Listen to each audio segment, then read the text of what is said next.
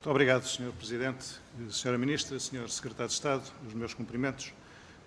Como dizia, o Pacto Ecológico Europeu e, em particular, a estratégia do Prado ao Prato e a estratégia da biodiversidade da União Europeia para 2030, já o disse, provocarão uma mudança de paradigma no sistema agroalimentar europeu. É uma mudança de paradigma que, nos próximos anos, terá repercussões enormes na agricultura europeia e, portanto, temos todos de tomar consciência de que os agricultores portugueses serão confrontados com desafios enormes que só podem ser vencidos se lhes forem dados os instrumentos para uma transição justa para este novo modelo que se avizinha.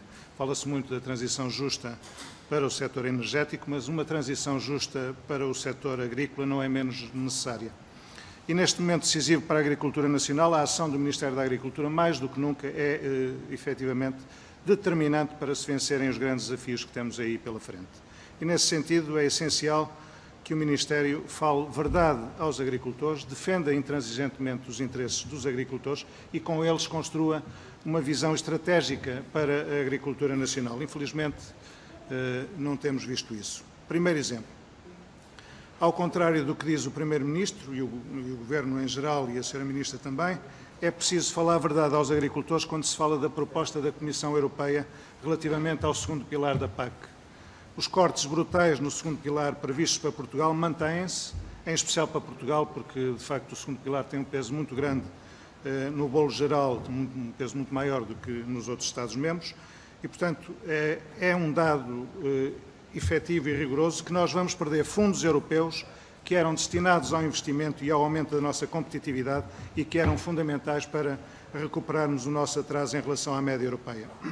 Aliás, os cortes serão ainda maiores se tivermos em linha de conta aquilo que há pouco falava, da transferência de verbas que agora foi feita do segundo pilar do próximo quadro comunitário para o primeiro pilar do atual quadro comunitário. Portanto, ainda o rombo será ainda maior.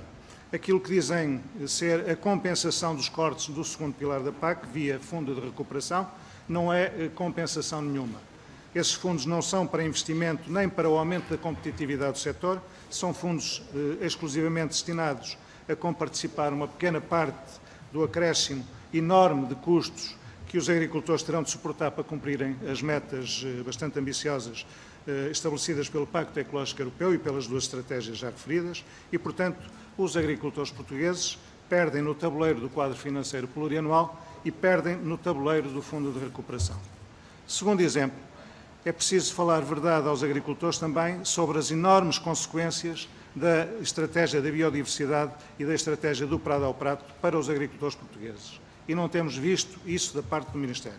Não colocamos, naturalmente, em causa os objetivos gerais a atingir com essas estratégias, mas não podemos esconder aos agricultores as enormes restrições que se avizinham e os seus efeitos na competitividade, e reforço sempre a palavra competitividade, do nosso modelo agrícola. De facto, é também com algum desalento que vemos serem definidos objetivos de ruptura, ao invés de se definirem mudanças graduais, que, aliás, tantos resultados positivos têm dado ao país e à Europa em geral desde o início da PAC há cerca de 70 anos. E por isso é urgente e fundamental que o Ministério da Agricultura lidere e promova urgentemente, reforço, um amplo debate com o setor todo sobre o impacto socioeconómico e as consequências no nosso modelo agrícola, para assim se poder rapidamente definir as formas de mitigação dos efeitos do choque que o setor vai ter de certeza. Nós não podemos andar a reboque, temos de puxar pela carroça, digamos, do setor agrícola. Esta é uma reflexão essencial para uma atempada defesa dos interesses dos nossos agricultores no contexto da preparação do nosso plano estratégico da PAC.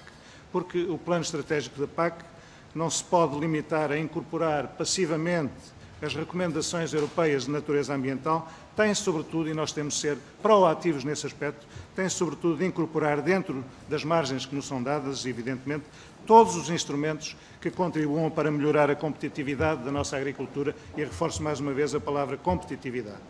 Terceiro exemplo, o Governo não tem uma visão sobre a digitalização da agricultura portuguesa, um desafio também fundamental para a competitividade da nossa agricultura. O Ministério da Agricultura dispõe de uma administração pública de grande competência, desde o INIAV às Direções Regionais de Agricultura, tem um movimento associativo forte e capacitado, tem instituições de ensino superior de excelência, mas não lidera, não mobiliza todos estes atores para esse grande desafio. Não há uma visão estratégica que integre os centros de excelência, as plataformas colaborativas, os hubs de inovação, o sistema científico e tecnológico nacional, e é preciso potenciar todos os esforços que estão a ser realizados a este nível. Ainda a este respeito, o Ministério da Agricultura não tem nenhuma visão estratégica também acerca do programa Horizonte Europa, que é fundamental para este desafio da digitalização. Não tem esta visão estratégica no sentido de potenciar o melhor aproveitamento das enormes oportunidades e recursos financeiros disponíveis. Quarto exemplo, se calhar mais conjuntural. Ficamos a saber agora que as respostas à pandemia são efetivamente de grande alcance, mas nós não temos essa informação. A desorientação em termos estratégicos do Ministério da Agricultura, também neste domínio da resposta aos problemas surgidos pela Covid, são ações pouco inovadoras, pouco criativas, resumem-se a autorizações comunitárias, transpor para Portugal autorizações comunitárias, apoios muito tímidos ao nível da intervenção no mercado e gestão de crises e antecipação de fundos comunitários ou adiamento de obrigações fiscais por parte dos agricultores. E, portanto, não há esta perspectiva estratégica da agricultura e esta liderança e mobilização que, do ponto de vista do PSD, seria fundamental. Enfim, Sra. Ministra, mais do que deixar questões concretas, até porque a Sra. Ministra não costuma responder às questões concretas, deixamos aqui estes reparos que são, como dizia, fundamentais para o setor e a que o PSD daria total prioridade se estivesse no Governo. Muito obrigado.